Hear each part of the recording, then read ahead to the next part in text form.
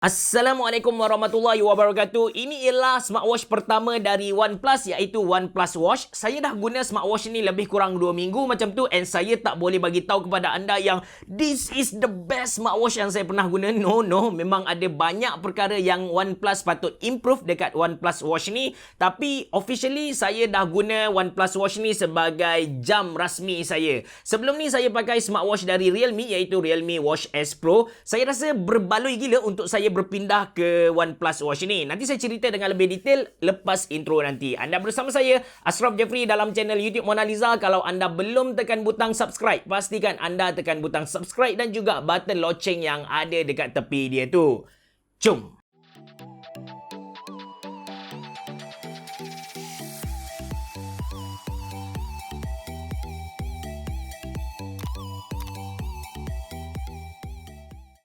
First of all, saya suka dengan design OnePlus Watch yang memang nampak stylish compare dengan kebanyakan smartwatch yang ada dekat luar sana lah. Actually, kalau kita tengok side by side comparison antara OnePlus Watch dengan Realme Watch S Pro yang saya guna sebelum ni, saiz dia tu lebih kurang sama je. Tapi bagaimana OnePlus present OnePlus Watch ni yang menjadikan dia nampak sleek dan nampak elegan. Dia tak nampak bulky lah. Size screen untuk OnePlus Watch ni ialah 1.39 inci dengan AMOLED display 454 resolution dengan 326 ppi. So, display yang kita nampak tu memang lawa lah. Eye candy gila kot. Bagi saya, dua sebab kenapa OnePlus Watch ni nampak elegance. Yang pertama ialah dia pakai curve display untuk skrin dia tu, dan yang kedua, material glossy stainless steel sebagai frame. Seriously, OnePlus Watch ni nampak mahal. Dekat kanan jam ada dua button. Button atas tu dia ada branding OnePlus. Button bawah tu kosong je lah. Dari segi ketahanan pula, OnePlus tak bagi tahu kaca jenis apa yang mereka guna dekat OnePlus Watch ni,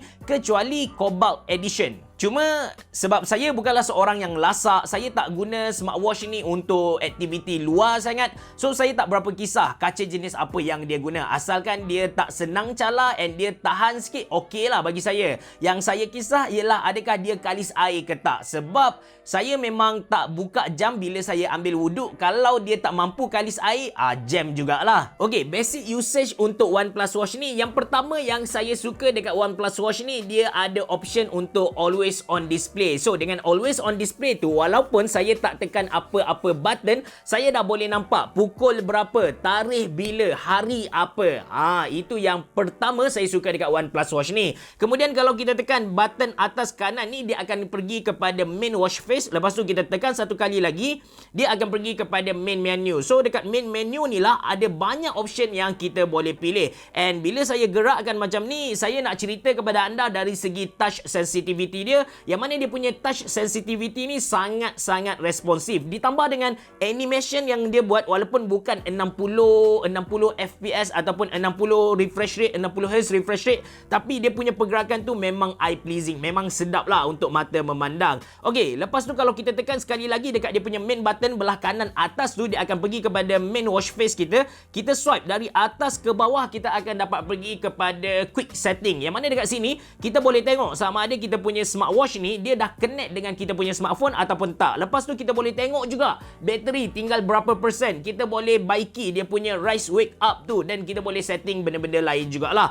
Alright, kalau kita swipe dari bawah ke atas, kita boleh tengok notification yang masuk ke dalam handset kita, yang mana notification ni pun kita kena set dekat dia punya apps. Alright, kalau kita pergi ke kanan ke kiri, kita swipe dari kanan ke kiri tu, yang pertama kita boleh pergi dekat dia punya graph, dekat dia punya heart rate ni. Tapi itu pun kita boleh setting dengan cara kita tekan lama-lama atas dia, dan kita boleh ubah kepada apa yang kita nak. Sama ada kita nak tukar dia dari heart rate monitor ataupun pergi kepada sleep tracking, ataupun kita boleh tambah apa yang kita suka lagi lah. Dan kita pergi ke kanan lagi, sama juga kita boleh customize semua benda ni. And ni pasal lagu ni ada benda yang saya nak komplain, tapi sabar dulu, nanti saya cerita lepas ni. Alright, untuk OnePlus Watch ni, kita bukan sahaja boleh track kita punya workout activity. Kita bukan sahaja boleh track heart rate, tapi kita pun boleh check kita punya SpO2, blood oxygen. Lepas tu kita boleh track kita punya tidur macam mana, adakah kita tidur lena, adakah kita tidur tak lena. Lepas tu dia ada stress test jugalah. So sebenarnya ada banyak feature-feature yang berkait dengan kesihatan yang OnePlus offer dekat OnePlus Watch ni. Kemudian untuk workout, sebenarnya OnePlus bagi kepada user lebih dari 100 mode untuk kita dapatkan satu measurement yang tepat. Bila kita main pingpong, berapa kalori terbakar, bila kita berenang,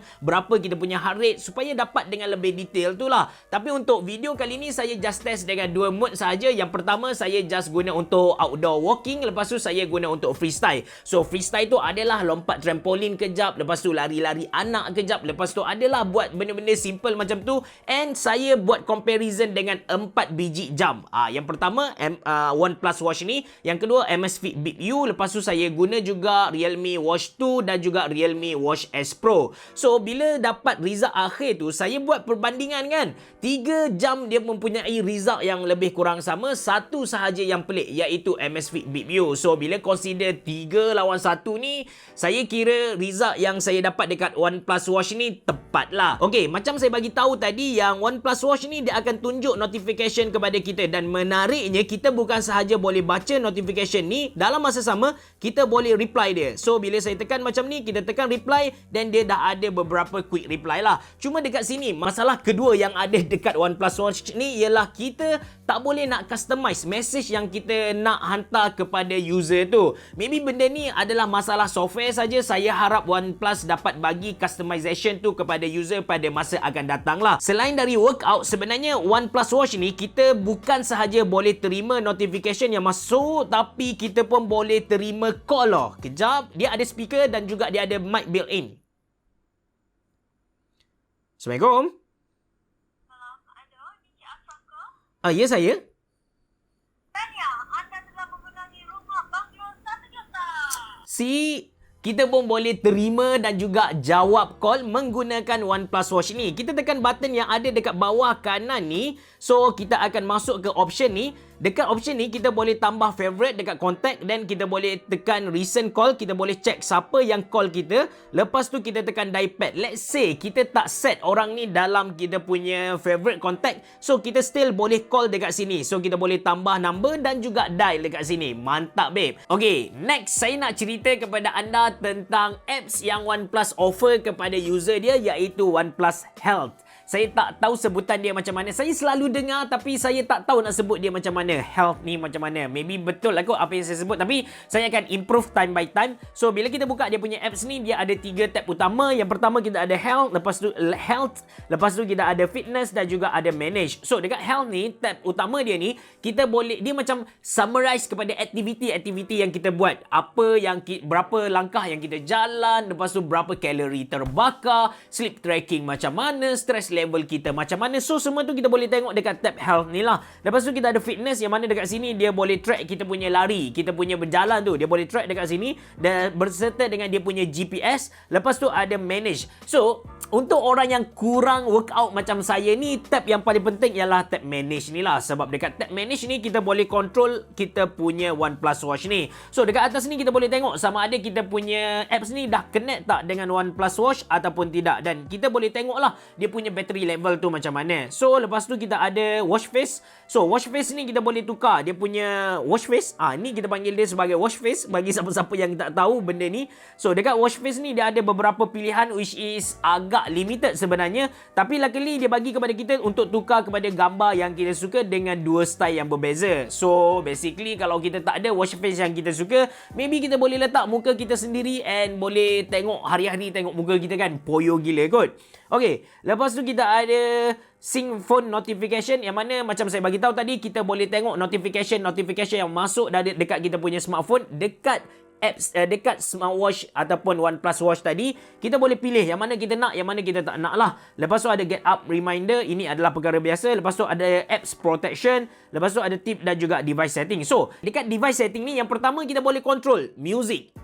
Kita boleh masukkan lagu ke dalam dia punya apps ni dan kita boleh dengar menggunakan smartwatch ni, ataupun kita boleh guna smartwatch ni sebagai satu alat untuk control music kita lah. Kemudian kita ada contact. Macam saya cerita kepada anda tadi, kita boleh guna smartwatch smartwatch ni untuk terima dan juga jawab call, and kita boleh set beberapa favorite contact lah. So kalau kita nak set favorite contact kita, kita kena masuk dekat sini and kita boleh add sebanyak 30 favorite contact kita. Lepas tu ada weather, cuaca, lepas tu ada step goal, ada calorie burning goal, lepas tu ada auto pause. Auto pause ni benda yang menarik untuk saya kongsikan dengan anda. Memang kebanyakan smartwatch dia ada function pause tu bila kita macam contoh kita berlari, tiba-tiba kita nak berehat, kita tak, ataupun kita nak jawab call ketika tu, kita boleh tekan pause kan. Tapi OnePlus Watch ni dia ada auto pause. Macam saya keluar rumah, saya jalan-jalan untuk dapatkan data untuk review smartwatch ni. Saya jalan-jalan dan dalam masa sama saya pergi flush air. Bila saya flush air, saya tak bergerak And bila saya check OnePlus Watch, dia tak kira saya punya, masa dia tak berjalan. Masa workout saya tak berjalan. Jadi data yang kita dapat tu lagi precise lah, lagi tepat. Kemudian kita ada health setting,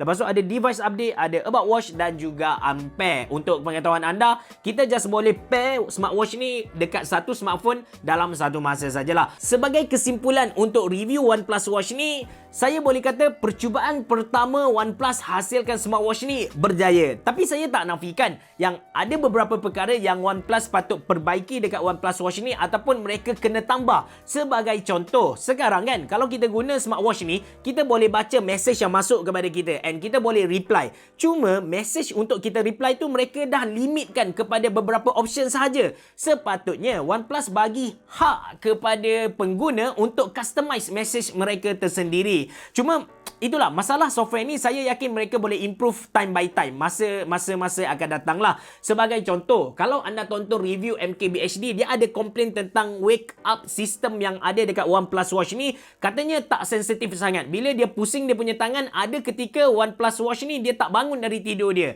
Tapi OnePlus dah perbaiki masalah tu. Bila sampai dekat saya tak pernah hadap masalah tu walaupun sekali. Even saya boleh kata kepada anda, wake up system dia sangat-sangat sensitif. Bayangkan saya pakai jam ni belah tangan kanan saya, lepas tu saya bawa kereta, saya pusing saya punya steering, itu pun dia dah bangun. Walaupun perlahan. Bukan satu macam kita cakap bump macam tu, tak ada. Perlahan-perlahan pun dia dah pun bangun. So, masalah software macam ni mereka akan improve time by time lah. Jangan risau. Okay. Pada price tag RM699 Malaysia, seriously bagi saya dia adalah satu smartwatch yang berbaloi untuk anda beli. Saya yakin smartwatch ni bukanlah untuk kaki hiking ataupun mereka yang guna untuk aktiviti lasak, tapi untuk siapa-siapa yang cari macam siapa-siapa yang kerja sebagai profesional ataupun mereka yang nak cari smartwatch yang sesuai untuk mereka bawa masuk ke dalam meeting dengan outlook yang elegan, outlook yang sleek, minimalis, dan dalam masa sama maybe dia buat workout satu hari satu kali ataupun seminggu satu kali macam tu, sangat-sangat sesuai untuk anda beli OnePlus Watch ni. Itu saja dari saya. Terima kasih kerana menonton. Bereboh. Jumpa lagi.